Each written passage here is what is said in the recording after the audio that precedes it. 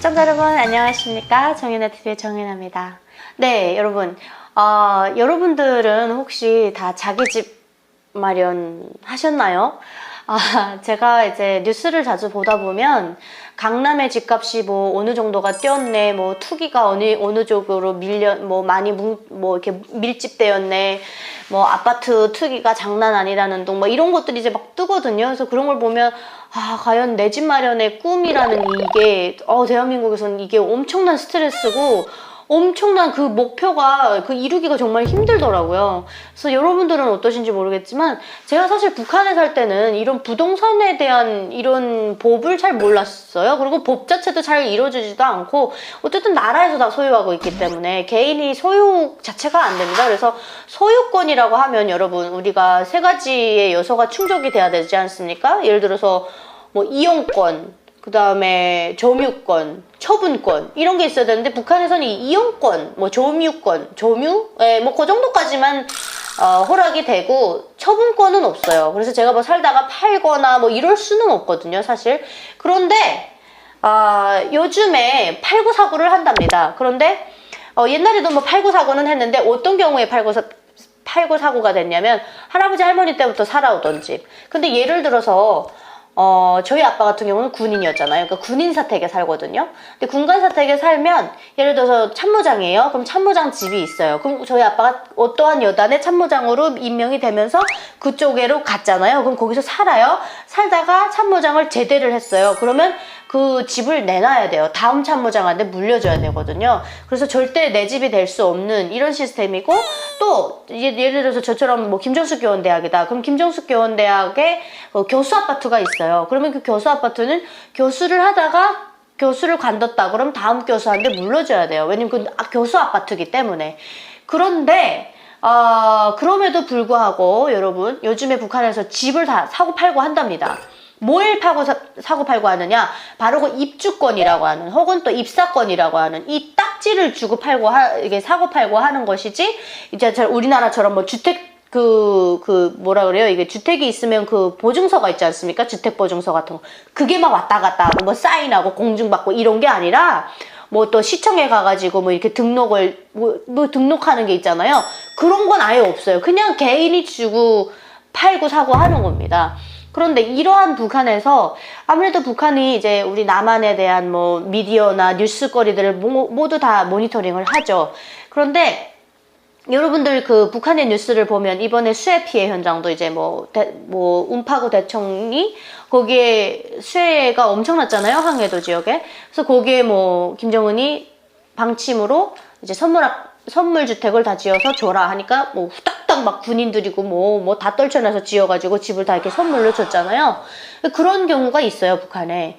그래서 뭐 선물 아파트 같은 경우도 이제처럼 제가 이제 북한에서 이제 우리 한국의 뉴스를 보고 뭐 그런 걸 만든 건지 모르겠지만, 북한에서는 우리는 집값을 모른다 라는 제목으로 영상 하나를 보여줬더라고요. 그래서 여러분들께서 그 영상을 한번 보시면서 우리하고 어떻게 좀 다른지 이런 걸 보시고, 제가 영상을 본 다음에 여러분들과 또 이어서 토크를 진행해 보도록 하겠습니다.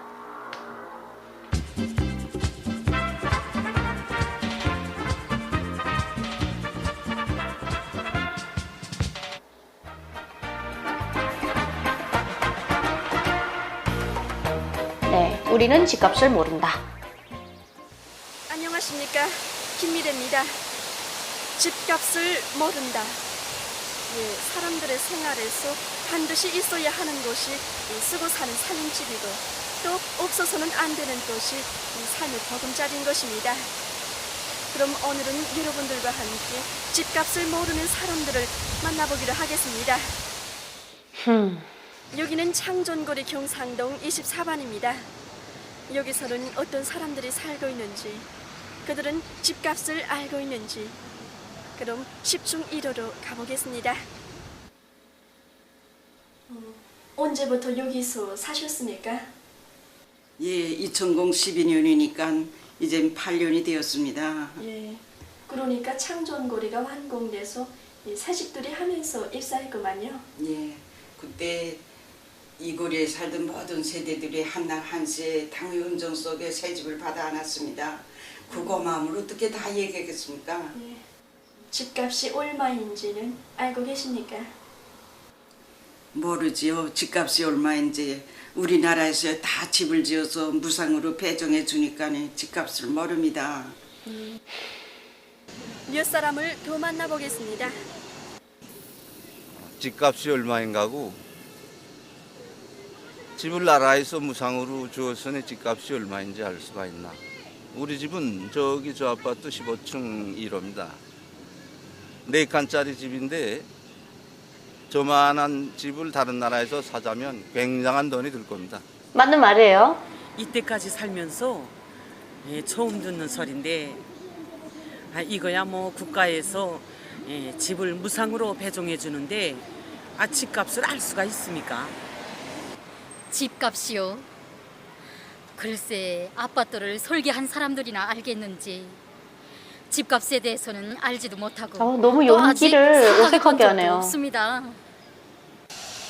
보시는 것처럼 사람들은 집값을 모르고 있습니다. 왜 그렇지 않겠습니까? 그것은 국가가 살림 집을 지어 인민들에게 무상으로 배송해주기 때문에 알 수가 없는 것입니다. 그럼 집값을 모른다. 오늘은 여기서 마치겠습니다. 그래요, 여러분. 영상 잘 보셨죠? 우리나라는 국가에서 집을 지어서 배정을 해주는데 집값을 알 수가 있나? 뭐 이렇게 얘기를 하는데, 자, 여러분, 국가에서 집을 지어서 배정해준다. 어떠한 사람들에게는 이게 맞는 얘기입니다. 북한에서는 일명 선물 아파트라고 하는데요.